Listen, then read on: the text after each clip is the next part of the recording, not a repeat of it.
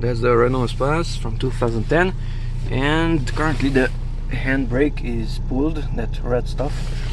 The handbrake is being pulled from this one.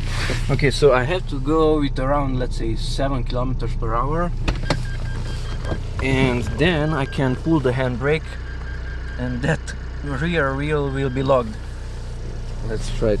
So just press the accelerator. It's not letting me.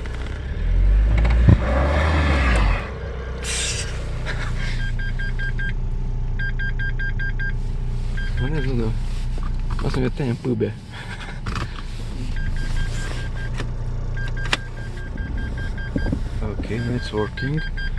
I have to go with around 7 and pull the handbrake. Handbrake is pulled. The front wheel is pulling.